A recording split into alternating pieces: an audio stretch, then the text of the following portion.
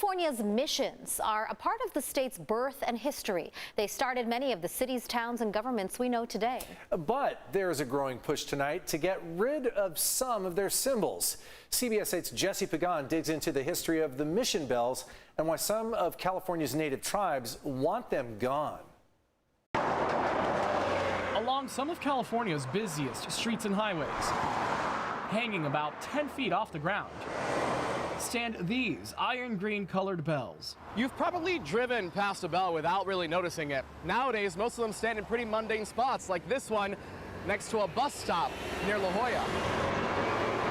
Find out information about how many people got married at the mission that year. At UC San Diego, Associate Professor of History Dana Velasco Murillo goes through old documents at the Special Collections Library, studying the monuments and the Spanish missions that inspired them. The mission system started in the late 1700s. The Spanish crown was trying to populate and settle California to make sure no other foreign powers would come in and try to,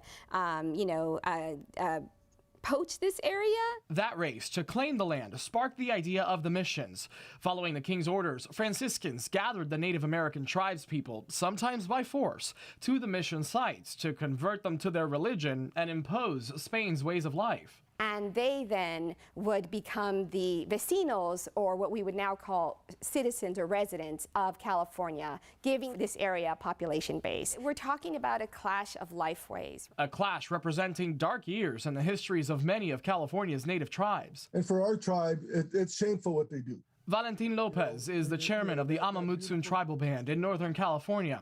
He says his ancestors faced the Spanish wave of colonization at missions San Juan Bautista and Santa Cruz. That beautiful, peaceful history that they talk about of the loving priests and the way the Indians just enjoyed, came to the missions voluntarily.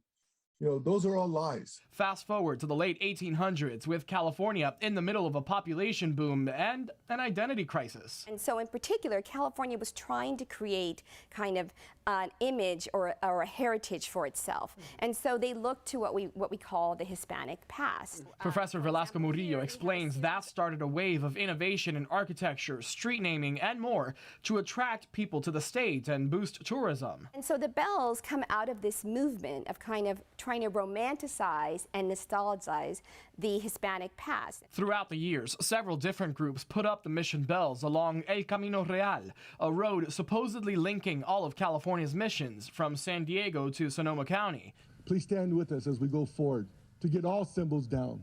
And that is where some tribes take issue. Well, those bells represent slavery, brutality. We see them as equal to the Confederate flag, the Confederate statues. For years, Chair Lopez has led RemoveTheBells.org, a campaign to take the bells down. The tribes, are there others across the state who feel the same way as your people? Absolutely. Absolutely. We reached out to several tribe leaders in the San Diego area, but did not hear back.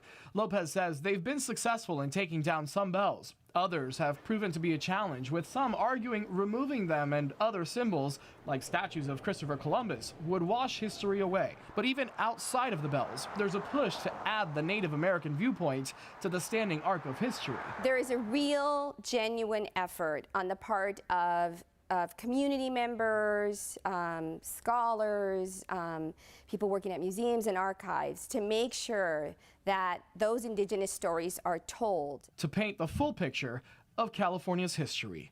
Jesse Pagan, CBS 8.